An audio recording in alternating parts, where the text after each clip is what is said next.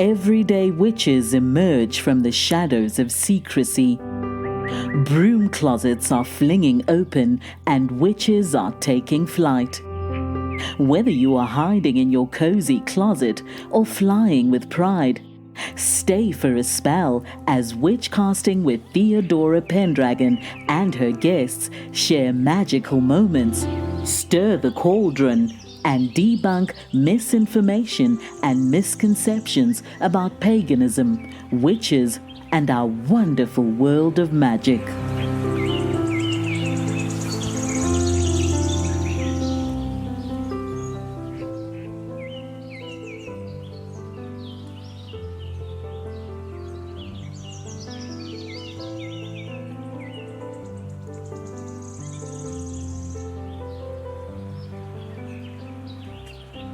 Today's episode, I have a special guest. Her name is Ashley Oppon, and she's a shamanic practitioner. Welcome, Ashley. Hi, how are you? I'm good. We're going to talk about wonderful things today, and we're going to talk about some things that we haven't talked about on my show yet. Yay! Tell us about your practice. I'll start at the very beginning. I have been a tarot card reader since I was around 19, 20 years old. Before that, I always really, really loved different forms of spirituality. I was really into reading about religion and different paths and stuff. So I've always been really into that. And I started reading tarot, then I started meeting all different types of people. I, was all over the internet and Facebook groups learning more. And I got to a point with my tarot practice where I love tarot. I love to read tarot for people and myself. But I also got to a point with it where I felt like there was something more and I didn't know what that was. So I kind of was just doing whatever for a while.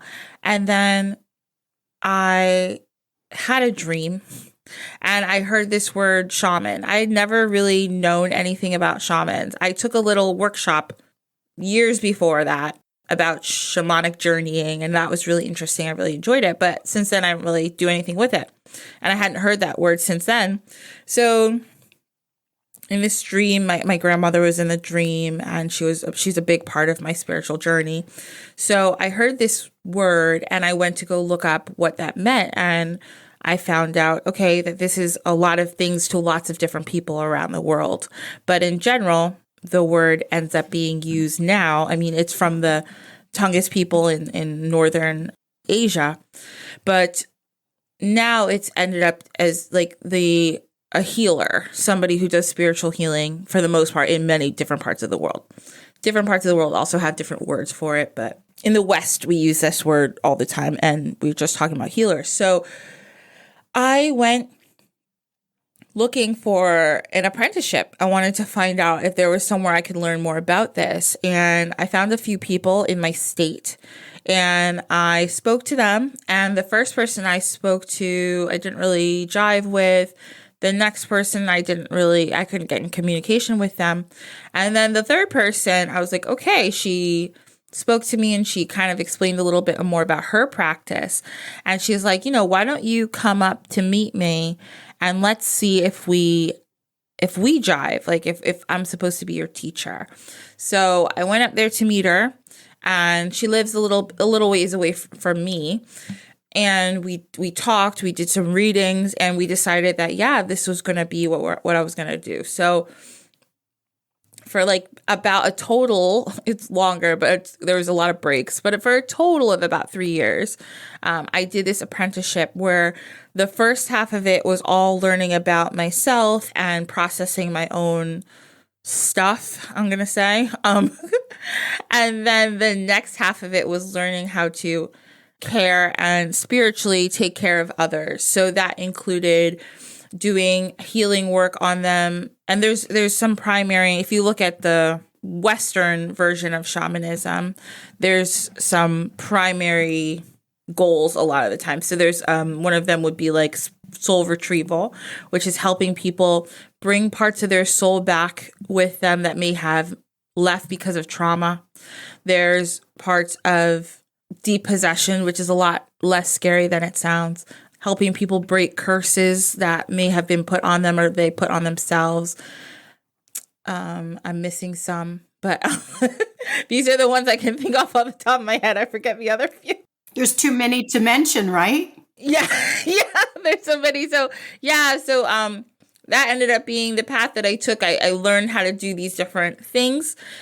It involves drumming, rattling at times, basically getting into the space where I, as the practitioner, can communicate with spirits and communicate with the spirits of the person I'm working with, the client. And we commune. I commune with their spirits, they commune with mine. And we all decide kind of how we're going to proceed and how we're going to help this person with whatever their goal is. Then we take it from there. So that's a little bit about my practice. You are also a death doula. Yes. Tell us what a death doula is. Sure. So a death doula, so there's like the names for it. I know some people say death doula, some people say death midwife. It's the same thing. Just as regular doulas, birth doulas, midwives help people in the process of giving birth, helping bring life into the world, death doulas help people transition. So this can come in many different forms. So it can start with people helping people do what we call advanced planning, which is helping people find people to help them write their wills, helping people to allocate their stuff. There's a big push right now for people doing death cleaning, what they call death cleaning. There's a good book. I forget the lady's name. She's a Swedish woman, but she wrote a book about Swedish death cleaning. And basically, death cleaning is someone going through all their different things and allocating it to whoever they want to allocate, whether they want to give it away to organizations, family members, friends. But also that gives people a chance to go through their life and take stock of all the things that they've done and really get to sit and process their life and really just enjoy, memories and stories and be able to sit there. I think a lot of the time people really want to tell their story. That's a big part of life is people want to tell their story. I also, in my muggle life, I am a nurse. I'm an oncology nurse. And I find that too, that people just want to tell you their stories and what they've been through. They don't want to be, and not only that they don't want to be forgotten, but that they don't want their life to be in vain. They want someone to know, this is what I've done and this is what I hope I put into the world. So death cleaning is a really beautiful process that can help people do that. And if someone is actively dying, it helps with acceptance in that way too. To see wow, I mattered. I matter to a lot of people. Or even if it's not about people, my life mattered. I did what I wanted to do, that kind of thing. So that's one thing. Then it can go to people who are actively dying. In that mode, you can help people by deciding how they get to decide how they want the process to go, whether it's, what family members they want in the room, what kind of music they want playing, what kind of smells they want around them. And there's a lot of physiological processes that people go through when they die. So as a death doula, you help them with those things too. People can get very cold. People can get a little agitated. Different things that you kind of work with them. You can set up a plan before they get to that point and work with them when they're in that point to be very comfortable, because that's the whole point of it. Also, you can be a mediator between family, between hospice services, whoever else is involved in the death care. And also a lot of doulas, well, not a lot, I'm not going to say a lot because it's not legal in every state, but in my state, it is legal to do MAID, which is medical aid in dying. So some doulas help people who are using medical aid in dying, which is when somebody gets a prescription, when they know that they have less than 6 months to live, they can get a prescription to take the medication to help them die. So some people do that. And then it can go on to after death. A lot of death doulas help with home funerals, which are legal everywhere. And a lot of death doulas can help with people wanting green or eco burials, whether those burials are at sea, whether they want a natural burial in their state. And Jewish people are ahead of the game on that because they have been doing that for centuries, but the rest of us are just catching up. They want there's different processes now of decomposition, whether it's aquamation or water cremation is something that's legal, I think, in 19 states. You can help walk people through that. So death doulas and death midwives are really big scope, and there's some people who just do certain things, but it is really rewarding and it's really beautiful to be able to help people through these different sorts of processes, for sure. This is a much needed service that you're providing. Yeah, I believe so. I believe there's a lot of holes. I used to be a hospice nurse. I wasn't for a very long time, but I did see the holes in that system where death doulas could fill it. There's only so much that doctors and nurses can do sometimes, and then people are left with having to deal with families, how to deal with, surprisingly, having to deal with their own stuff is a lot of it. And it's a lot that people don't think about. When somebody passes away, they have things, and then the family having to go through all their things or, whatever. And people also having a lot of emotional stuff go on when they're dying, obviously. Dying isn't something that people even like to talk about, obviously. So if somebody has to go through it and now they have to think about their own mortality, that sucks. Like, it's not fun at all. So helping people process that is a beautiful thing. Helping them think through it and helping them not be fearful, I think, is the biggest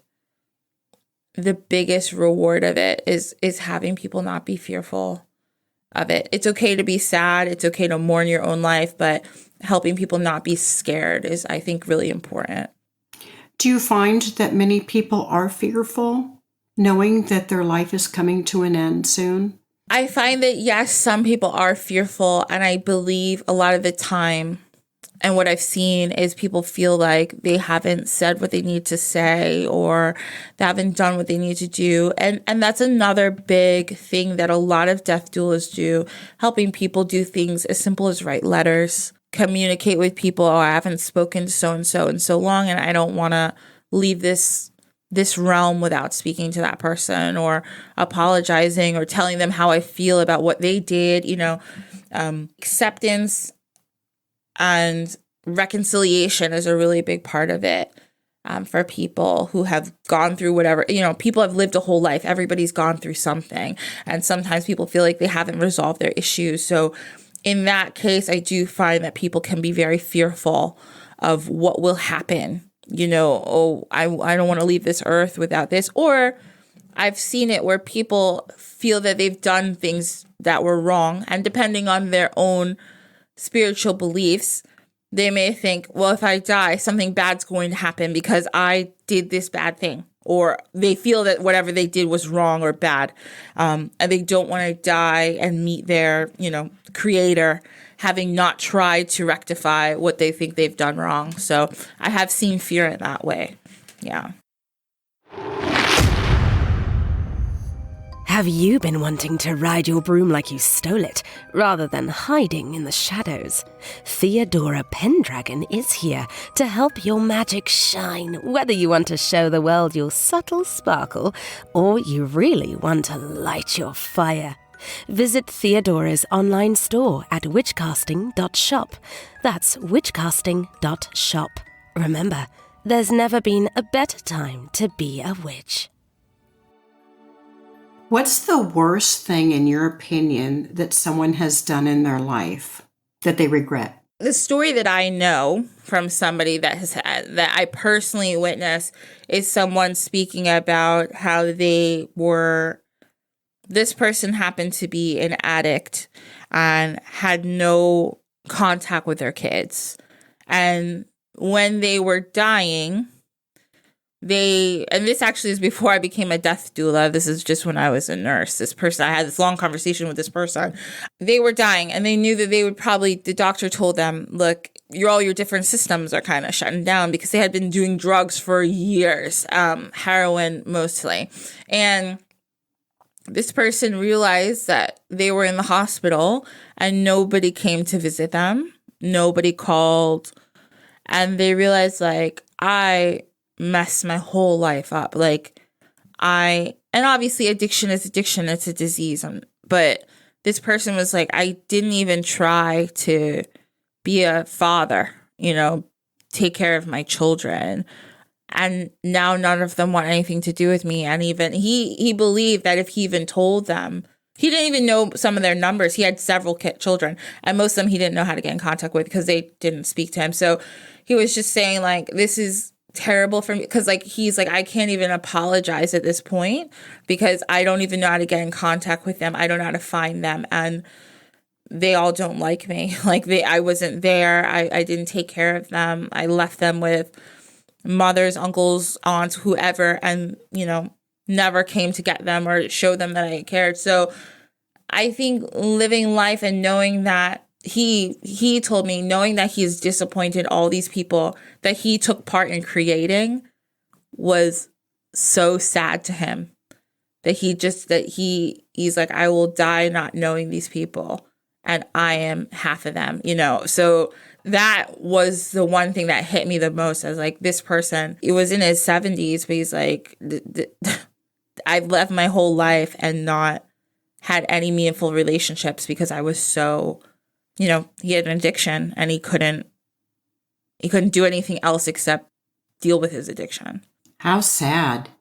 But at the end of his life, he was taking responsibility for his own behavior.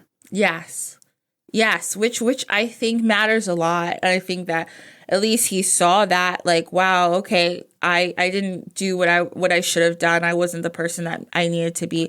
And I think that means a lot too. And I remember talking to him, and I try not to give people my opinion unless they ask for it. But I remember saying, well, at least now like, you're not dying acting like it's everyone else's fault. Like, you're saying, this is my fault. I chose this, and not addiction, but I chose what I did. So I can't blame anybody from it. And I think that matters. And I told him that. I don't know if it made him feel better or not, but I just remember telling him that. Do you ever have conversations with the dying person about their beliefs of an afterlife? Yeah, I have had really interesting conversations. And I also feel that I've had really interesting conversations the most with people who were atheist or agnostic, because I do find, at least in my case, at the end of life, people start to question if they've never questioned before. So they do start to say, oh, well, I don't know, this belief that I just become dust and it's nothing kind of sucks. Like this is it. Like, this is the end. And I've had a couple of those conversations, and they ask me, like, well, what do you believe? And I say, well, I believe in honestly everything. Like, I believe in so much that I don't even know. Like, I don't know. I just believe that there's more than this. I've always believed that. So a lot of people say, well, maybe there is more than this. And it's hard for people to look at life where you have to wake up every day. We have to go to work. We have to go through, we all have good times and we all have terrible times. And to know that, like, this is it is really a sad thought. I think when at the end of people's life, they really look back and say, that's sad. Like, I've gone through struggles, I've gone through pain, and that's it. Like, that, and now I'm just going to be done. So I've had those types of conversations. And then I've had conversations with people who have religious beliefs. But the best conversations, I think, are with people who say, well, I don't know where I'm going or the great beyond or what that looks like. But a lot of people do believe that they will see their loved ones again. Like, oh, I'm going to die, but at least I know I'll see my brother, my sister, my mom, my dad, my uncle, a couple of my siblings who aren't here anymore, my grandmother. And it is a very common phenomena at the end of life, when people are dying, that they do see their loved ones. People may say, oh, it's hallucinations because of medications, but I just don't. From the evidence I know and other people who do death work, hospice workers, doulas, and those types of things, it's so common. Like, it's so common. Like, I've experienced it. Almost every death worker I know has had clients, patients who have said this. They see somebody, whether it's husbands, uncles, wives, daughters, grandmothers, grandfathers. They see people, at the edge of their bed. They see people walking in their room. Like, somebody comes for them or comes to tell them it's going to be all right. And I think that is so beautiful and comforting, that at the end of your life, when you may be frightened because you don't know where you're going, you see somebody who you loved your whole life, who's like, oh, I'm here to take your hand and walk you through this. In my own personal belief, I feel that that is our Creator making it easier for us to cross over. I've even heard that people are visited by their pets that have passed away. Yes, that's a beautiful one too. And also in a lot of Mesoamerican cultures, actually, dogs are the symbols that take people to the afterlife, which I think is really, really cool. And yes, pets are common. Dogs, I always hear dogs. That's why I brought up Mesoamerica, but I hear dogs and cats. Oh, I saw my cat that died 20 years ago. I saw my dog that I had when I was a kid. And people will describe the animal. They'll be like, no, I saw them in my here and I pet them, or they sat on my lap for a minute and then I closed my eyes and opened them, they were gone. So I do believe that the pets and anything you loved, maybe a bird or a snake. I haven't heard those yet, but I'm sure it's happened. Like, if it's something that you loved and they're on the other side, I believe they come for you, to comfort you and make sure you're okay. I always reminded of Coco. This happened in Coco. I hope everybody has watched Coco because it's such a good movie. I have not watched that movie. It's so good. It's an animated movie. It's a Disney movie, but it's about a young boy, and it's in Mexico, and a young boy on the night of Dia de los Muertos ends up in like the spirit world, and it's his whole adventure for him. But I'm not going to give away the end of the movie, but something really beautiful happens, and it's what we're talking about, somebody coming for someone else and accompanying them into the spirit world, and it being very comforting and loving. And I think everybody just deserves that. Oh, I'll have to watch Coco. Yeah, I bet you that's an amazing story. Yeah, it's a very good movie. You also host a podcast called Dine with the Divine. Mm-hmm. Tell us about your podcast. Sure. So I host a podcast called Dine with the Divine. And on the podcast, we talk about a bunch of stuff. We talk about religion. So the premise of my podcast is that I love to talk, obviously, and I love stories, and I love food and culture. So we talk about different stories of magic, of spirituality, religion, culture, and history throughout time. And we tell folk tales and we tell stories of mythology to go along with those stories, and these characters that we get to talk about. I love talking about spirituality because all over the world, there's been beliefs since the beginning of time. And I love exploring that. And I think sometimes in modern Western spirituality, we have these concepts that we all practice, but we don't get to know where they come from, And I really love to dig into that and find out where these different concepts come from. I also love to talk about different places all over the world that people may have never heard of, or mythologies or stories people have never heard of, because a lot of the time they relate to us, and they tell the stories of time and of people. One of my favorite facts about folktales, there's over 3,000 different Cinderella folktales in the world. Every single culture has a Cinderella folktale that follows the same format, and it's insane. You can literally go to anywhere in the world, they have a Cinderella story. And hearing those stories, even though they're the same kind of Cinderella story, hearing the way the story is told tells you so much about that culture. And I truly believe that the more that we learn about each other, the less problems we'll have. The less we'll be like, that's weird, that's strange. No, that's just this culture. And like, oh, wow, I never knew that. That's really interesting that you do that. Well, we do this here. And I also feel that globally, we are a lot more alike than we are different. Like, for instance, again, with mythology and folktales, there's stories all over the world of a flood. So when people talk about Noah's Ark and they talk about the flood, there's so many flood stories. There's a flood story in Gilgamesh in Mesopotamia.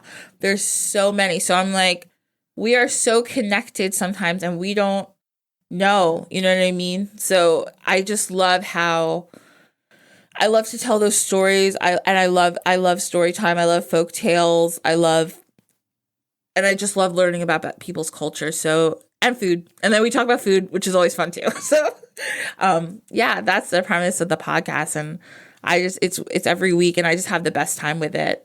I think it's important that we all learn about others' spirituality and their religions. Absolutely. I think it's honestly, I think it's vital, like, to the world, because when we become, and one of my guests said this one time, she's wonderful, a wonderful young woman who talks about learning about her own spirituality.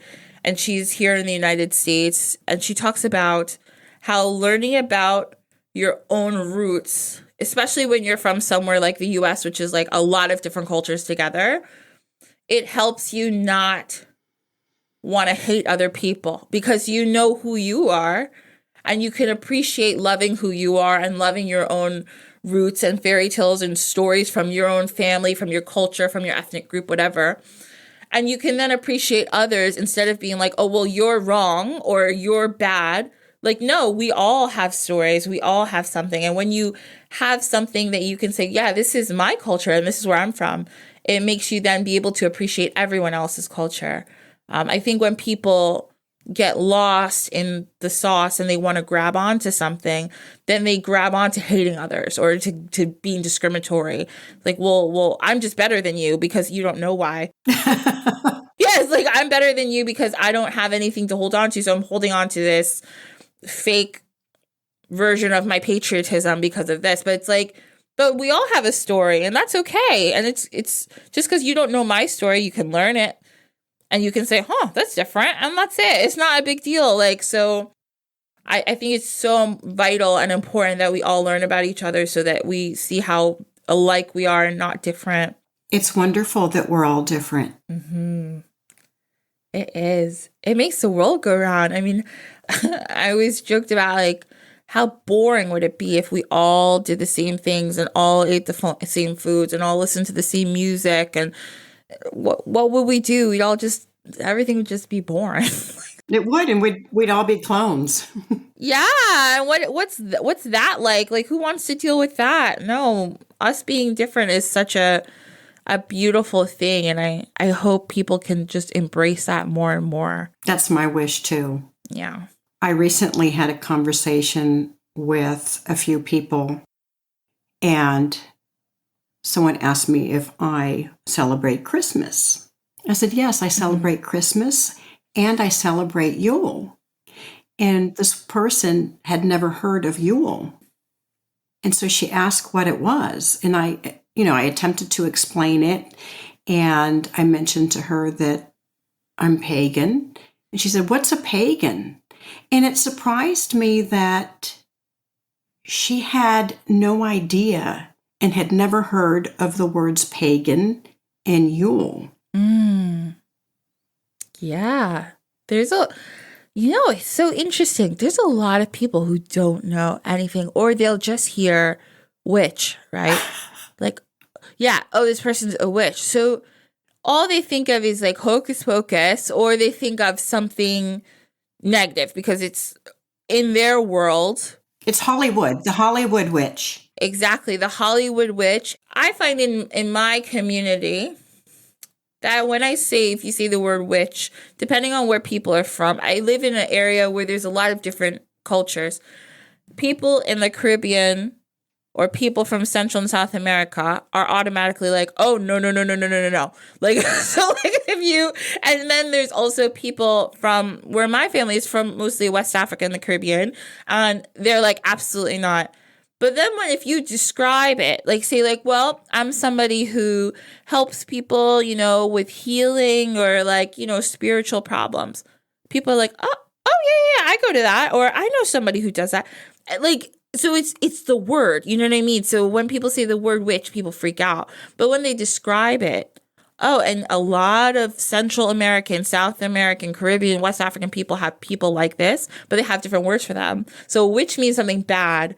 But if a spiritual healer or a traditional healer, they'll be like, oh, yeah, that's fine. Like, that's okay. It's okay if you're a shaman, but not a witch.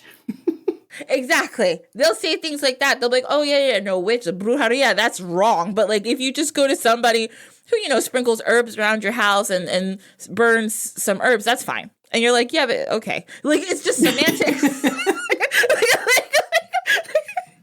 It's really interesting. So that's another thing. It's like cultural context. Some people say, a lot of people have never heard of pagan, especially if you're not American or you are a heavily Christian community. You may have not heard of that or think it's bad. But if you say something to somebody, again, from a different culture, you say indigenous beliefs. People sometimes are way more accepting of that. They'll be like, huh. But if you think of general paganism in different parts of the world, in Europe, it's indigenous beliefs. It's the same thing. Like, it's the indigenous beliefs of Europeans or whatnot. So German, Irish, Italian, whatever. And people might be like, oh, yeah, that's fine. Like, I know what that is. I understand that. So it's interesting having to use these words to explain to people what things mean. And then also trying to tell people that, like, don't always jump on the negative bandwagon because of what you heard. You heard Hollywood, you heard hocus pocus, practical magic. Witches are literally just people who enjoy, for the most part, and there's different types, that they just love nature. And they just, believe in a lot of different things depending on your sect or belief system. But when people hear that, they're way like, oh, okay, that's fine. Yeah, that's interesting. It's weird, right? My sister-in-law a few years ago made a comment. What happened in your life that you are worshiping Satan? I said, I don't even believe in that concept. So how can I worship something I don't believe in?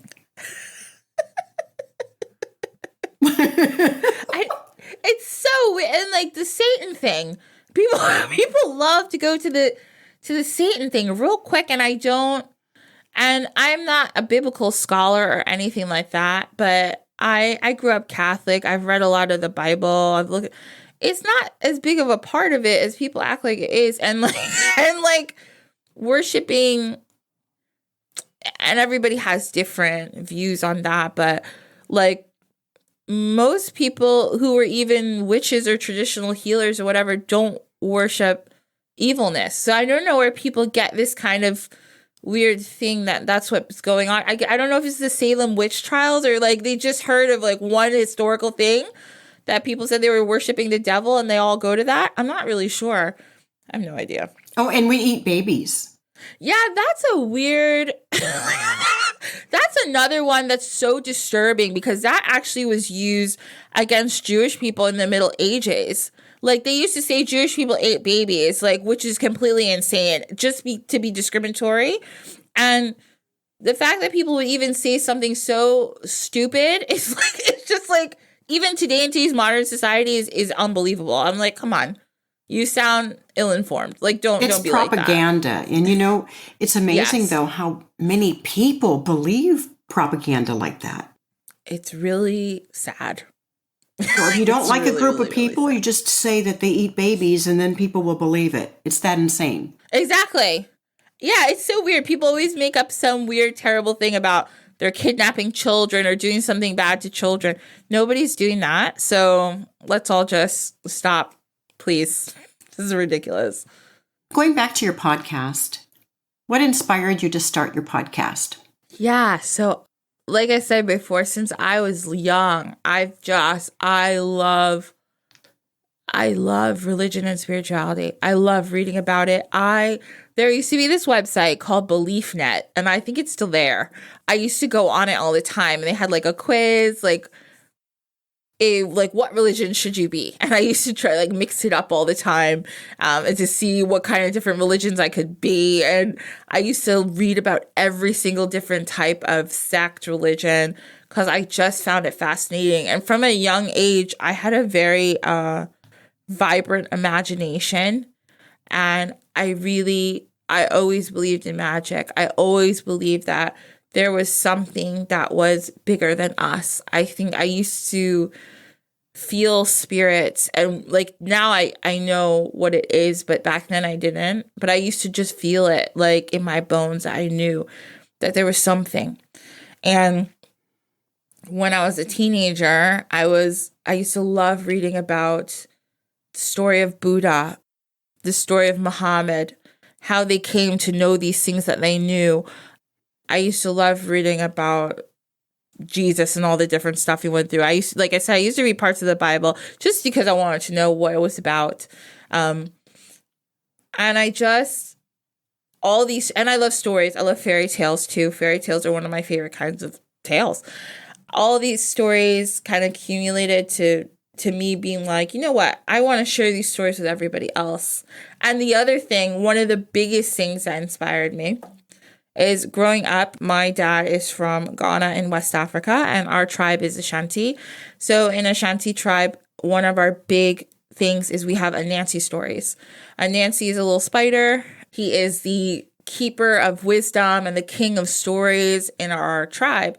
So there's literally hundreds of Anansi stories. They spread throughout the African diaspora, the slave diaspora, and now they're in different places around the world, but they all kind of started with my tribe. And my dad offhand knew these stories. Like, he knows them off the top of his head.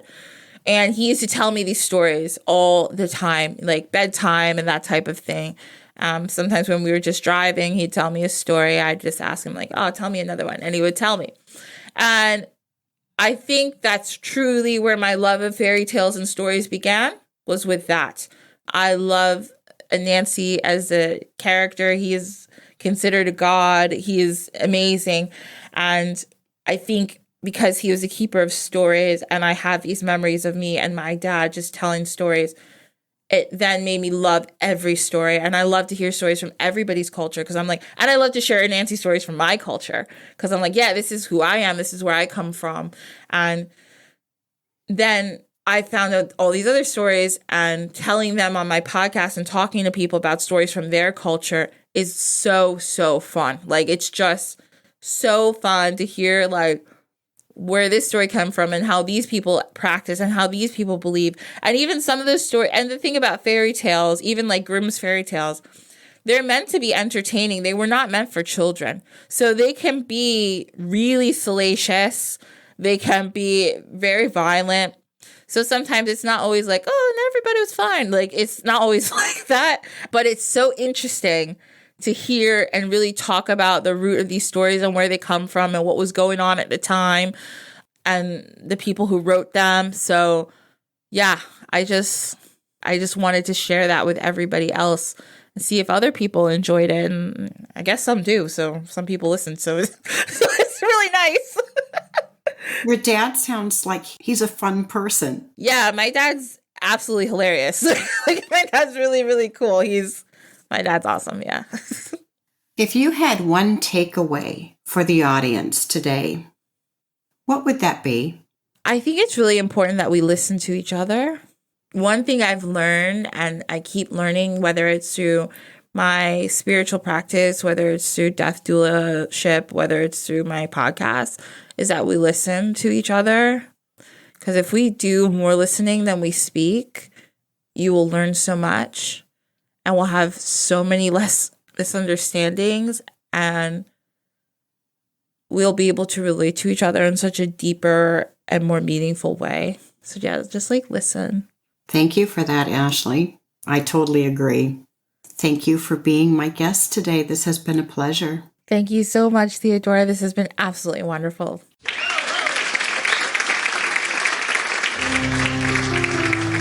Thank you for joining us for Witch Casting with Theodora Pendragon. Have a burning question or have a topic you'd love Theodora and her guests to discuss on the show? Contact her through Instagram at Theodora Pendragon. If you enjoyed this episode, make sure to subscribe so you don't miss the next one. And help us spread the word by leaving us a rating and review and sharing it with your friends. See you next time, and may your magic always shine.